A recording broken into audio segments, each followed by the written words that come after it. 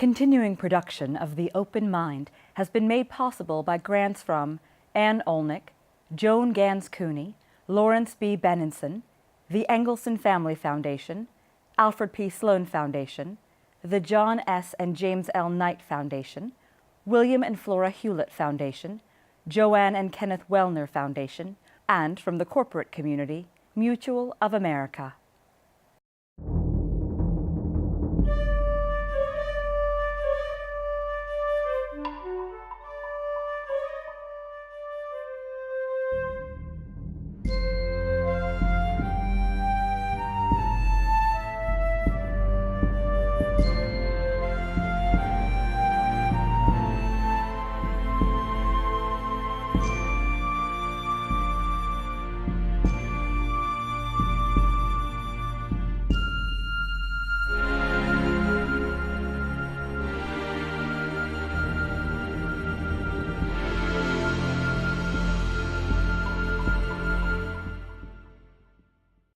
I'm Alexander Heffner, your host on The Open Mind. The splintering of the American mind is the subject of today's broadcast and the title of my guest's new Bloomsbury book, The Splintering of the American Mind, Identity Politics, Inequality, and Community on Today's College Campuses.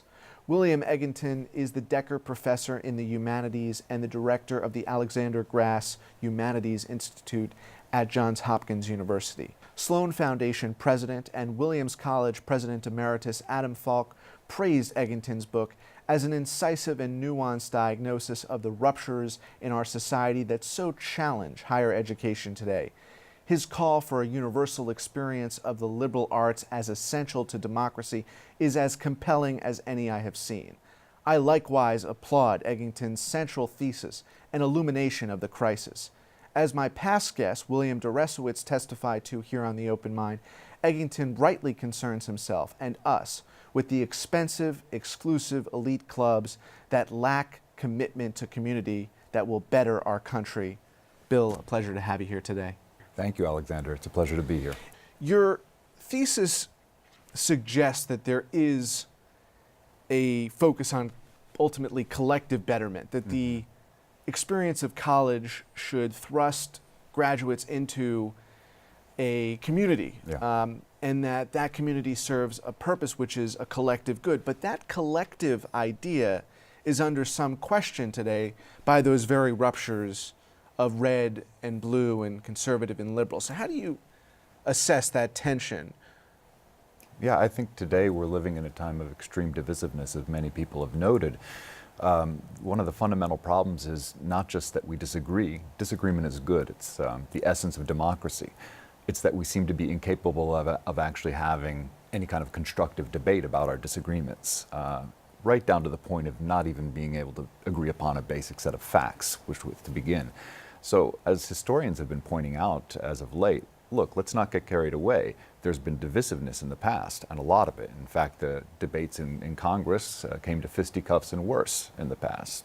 It doesn't happen today, for the most part.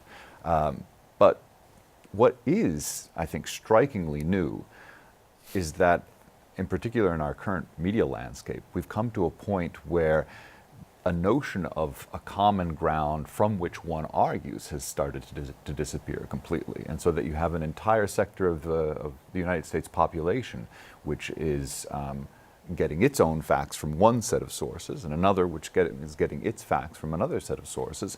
And it leaves us no space with which to have a rational debate, much less come to any kind of agreement. So I think that's one of the fundamental problems at stake. Part of my analysis has been to point out that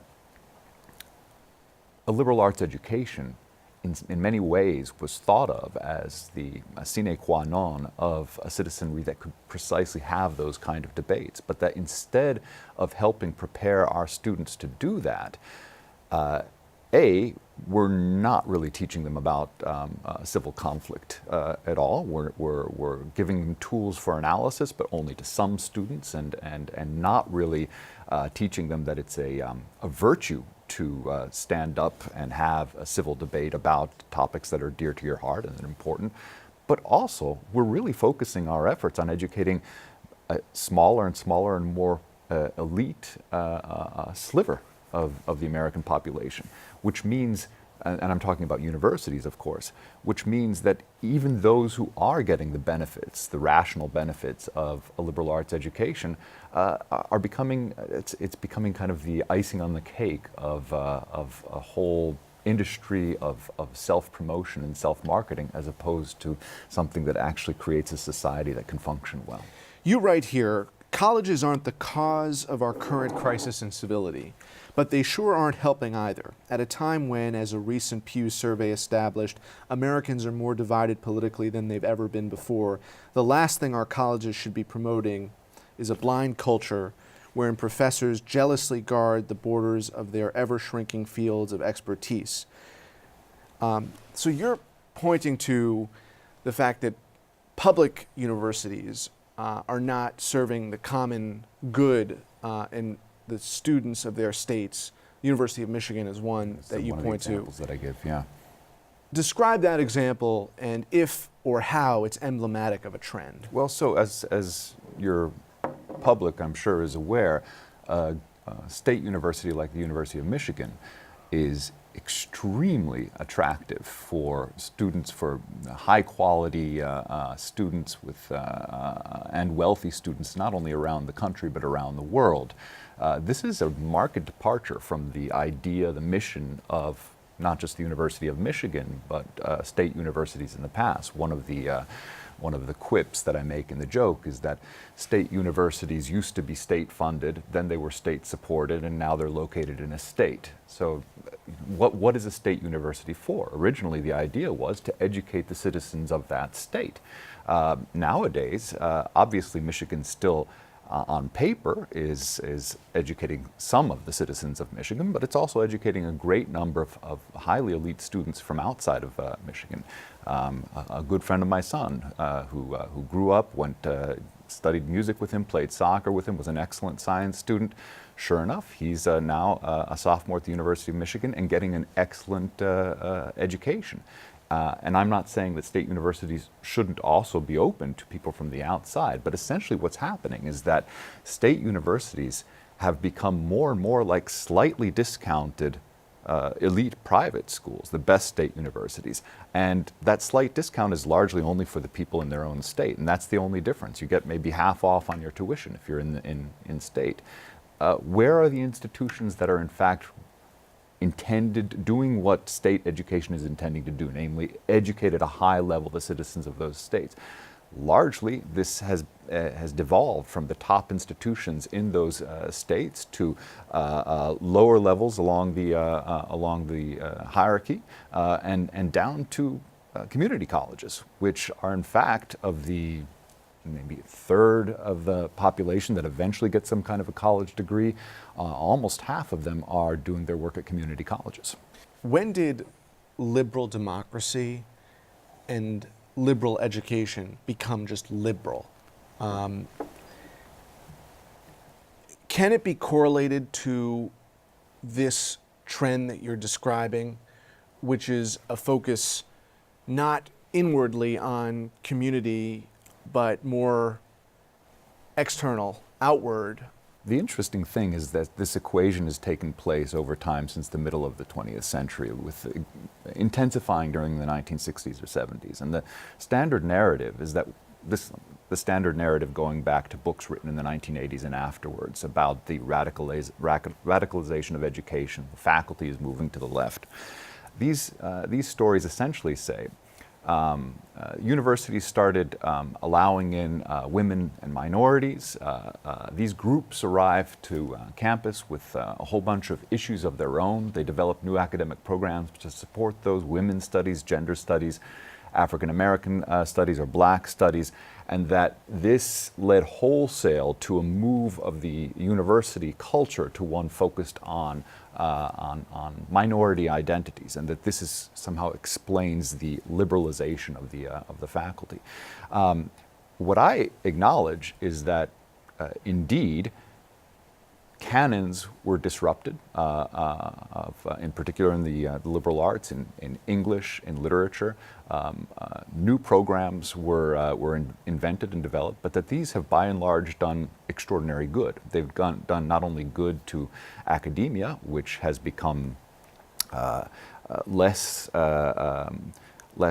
shall we say, focused on only a particular set of people and the experience of those people. It's enriched intellectual life, and it's done boundless good for women and minorities and people who had, in fact, lived oppressed histories. The problem, I believe, has been when that focus on identities becomes part of a process in which students are taught from an early age on that their self is something that they essentially have to market and better, right? And that universities and education in general are a way of simply investing in oneself, and that part of that self that you're investing in, part of what makes you special, part of what makes you attractive to a school, is the fact that you come from a particular identity, and kind of the more different and the more marginalized, the better. Yes, it's important that universities diversify and that they continue to do so. Diversity is a good thing. When it becomes something that is simply replaces any kind of an idea of, and why are we diversifying? In order to make a more perfect union, universities have sort of forgotten that side of the equation. And in part, it's because, and this is what I argue in the book, universities and colleges are essentially attending to the bottom line. They are needing to grow, they're needing to compete, they're being treated like a business. And in order to do so, they are looking for markets. And their market right now are very affluent families who are lured by the promise of what an education can do to the pedigree of their children. And we've completely put aside what education can do and must do for society as a whole. So how can education attend to and fix those ruptures? You've spelled out what the splintering consists of. Now, how about prescriptions for that splintering? The first thing we need to remember is that colleges are part of the problem, but not the entire problem. Education itself is part of the problem, but not the entire problem. But I think education and our education system as a whole is an enormous part of the problem and can do a great deal to fix the problem. However, you have to think about it globally. Education doesn't begin when kids are 18. In fact, the sifting that leads to who's going to get into what college and who's even an option for those colleges begins decades before. It begins with the wealth and possibilities of the family. It begins with what zip code you were born in and grow up in. So we need new experiments of the kind that many cities are engaging in rethinking entirely how do you educate the citizenry of your city, of your community. How do you make sure, most importantly, that what neighborhood you grow up with does not determine what your educational possibilities and ultimately your life possibilities are going to be. There are folks in the university or students of elite parents who would dispute that idea that we ought to be resolving the splintering or the closed-mindedness by giving folks opportunity who haven't had opportunity according to their zip code. And so to me, the splintering resembles a more of a clear divisibility, a clear dividing line of what the common good means. I think you're probably right that there are those who might say it's not our job, that this is what an education is for, that it's a meritocracy and I've earned my way to this position. But I don't think the majority, even of those in that particular class that benefits most from these educations, would in fact say that. I think Richard Reeves, an economist who wrote an excellent book that I'm sure you know well about opportunity hoarding, has pointed out is that the vast majority of us who are benefiting from this system, in fact, have very good intents, and we don't believe that we're part of the problem. We're just failing to see that by living in certain zip codes, that by supporting certain economic policies, by engaging in NIMBYism, and by wholeheartedly buying into a system whereby all of our income, or a huge portion of our discretionary income of a certain class, is going to educating our kids, we are thereby exacerbating not only divisiveness in this country, but inequality wholesale. And I think that this is a very powerful argument, and one that those in the upper quintile, socioeconomic quintile in the United States, need to pay attention to. So, continuing with what you were describing, what can the liberal arts do differently than they're doing today to engender that climate? It's not even so much that the liberal arts, say a liberal arts education at a fine university, needs to do something better. The idea that I would advance is that some of those skills, qualities of education, the very format of what happens in a liberal arts classroom needs to be something that's not just a gift to the wealthiest members of our society. Danielle Allen has pointed out in a series of lectures that she's collected in a wonderful volume called Education and Equality. She's pointed out that the research shows not only something that largely we understand, that there's a correlation between civic engagement and educational levels. There's also one between civic engagement and wealth. There's a very high correlation between civic engagement and what kind of education you get. In other words, the more humanities courses you've taken in higher education, the more likely you are to be an engaged citizen of your country.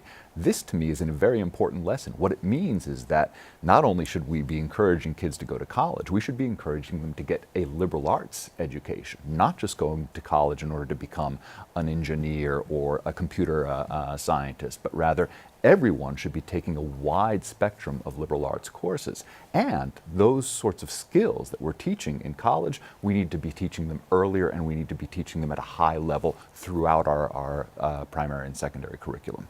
That's the dream scenario. It is a dream scenario.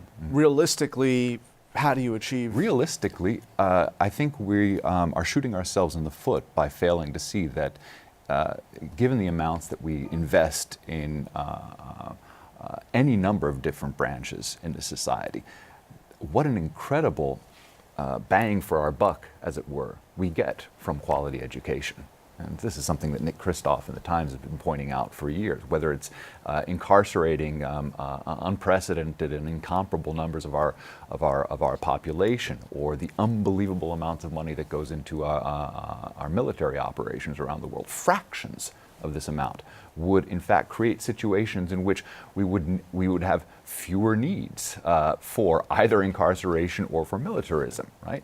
The same kind of thinking that goes into preventative medicine. We know that for every dollar spent on preventative medicine, you're saving 10 in the long run, and yet we don't think in those terms.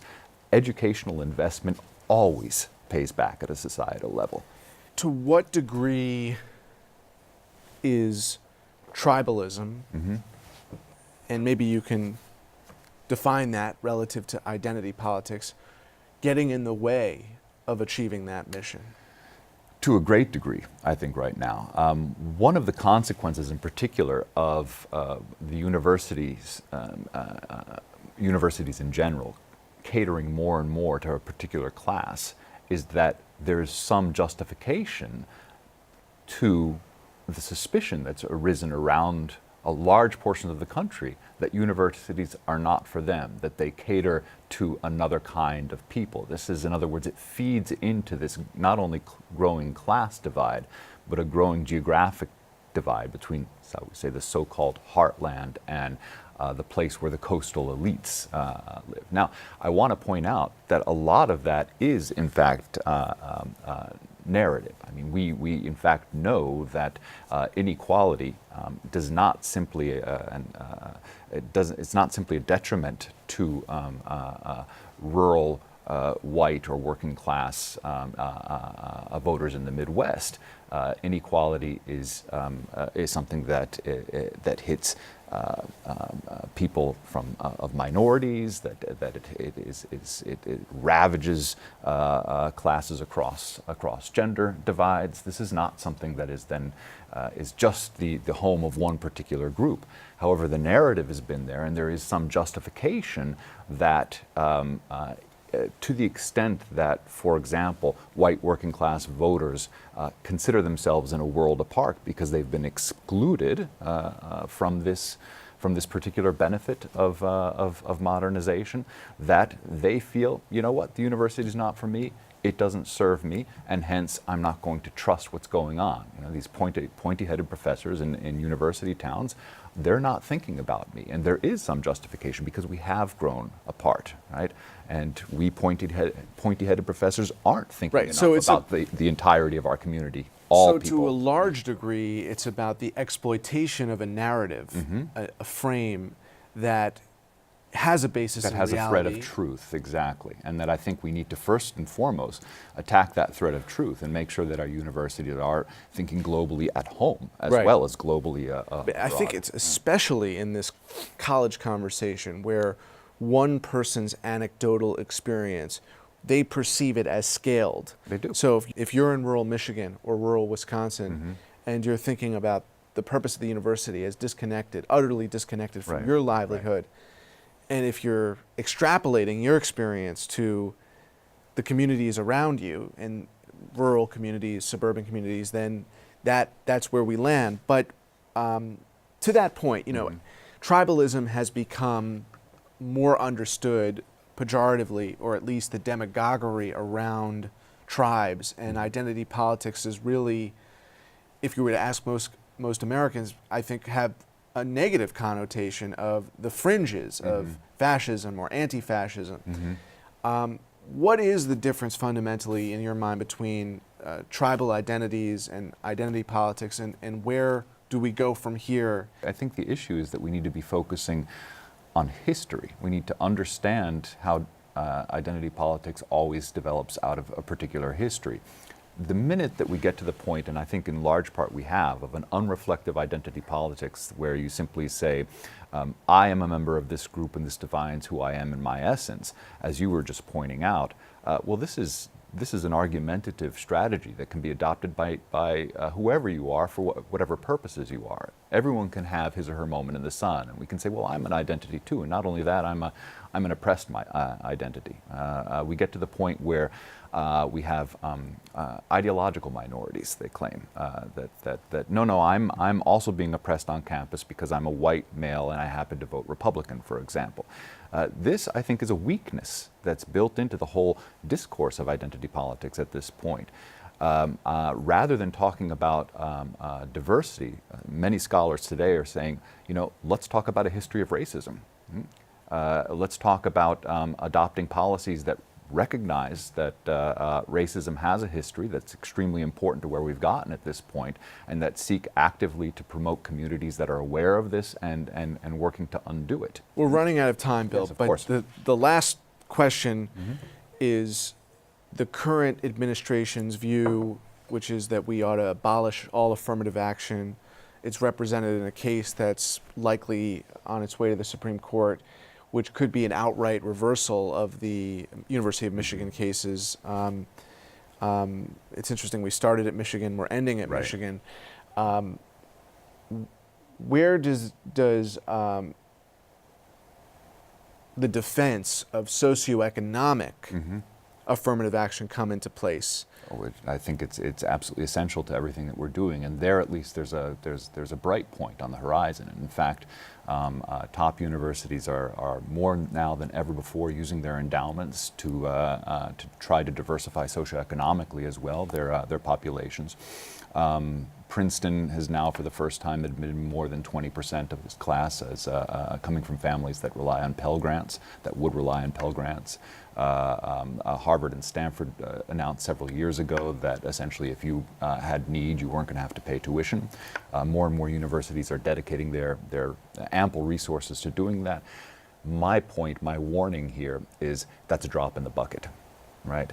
That a few top universities are letting in people who have socioeconomic need is great. It's a great thing, right. But still 60% of those students are coming from the very top slice of the and that's to highlight that pie, yeah. Freudian slip or near Freudian slip, which is that they're not getting Pell Grants. They would qualify for Pell Grants. And then this comes back to the first years of the Obama administration, That's exactly right. which was the failure to enact sweeping reform and for the Department of Education to offer Pell Grants to the vast majority of students across universities. That's right. That's the sort of proposal that we need to be pursuing. And then I just come back quickly in our last seconds to the idea that the red represented here, okay, they've opposed that kind of intervention in what they envision as a meritocracy, what they perceive as the free markets at work, both in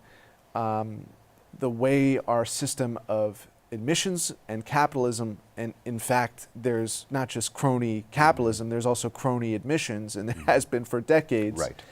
So, I just come back to this question of the fact that in these splinters, the red here, the self-defined conservatives of this age, they don't want to fund the Department of Education. Right. They don't want to fund Pell Grants.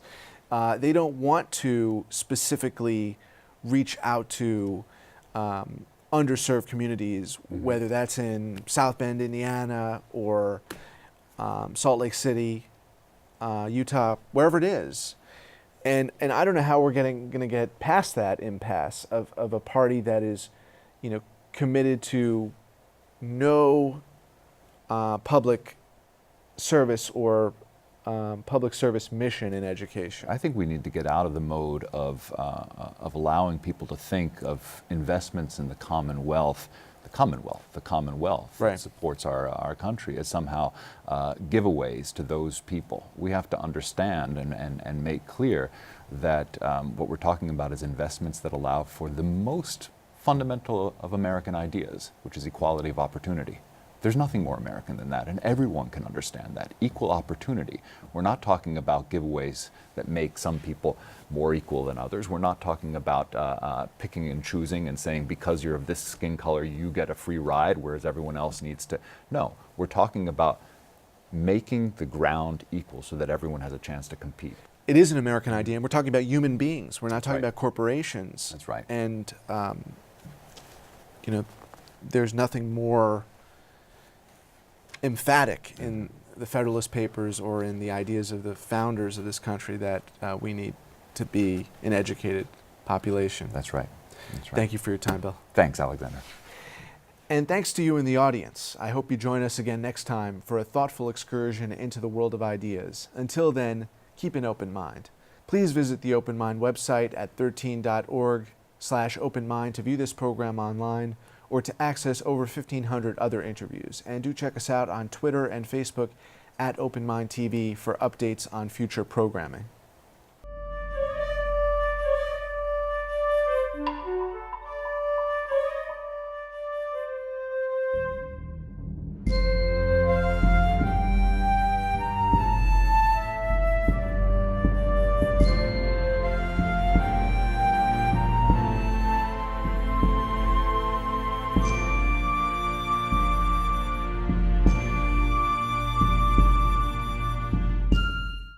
Continuing production of The Open Mind has been made possible by grants from Ann Olnick, Joan Gans CUNY, Lawrence B. Benenson, the Engelson Family Foundation, Alfred P. Sloan Foundation, the John S. and James L. Knight Foundation, William and Flora Hewlett Foundation, Joanne and Kenneth Wellner Foundation, and from the corporate community, Mutual of America.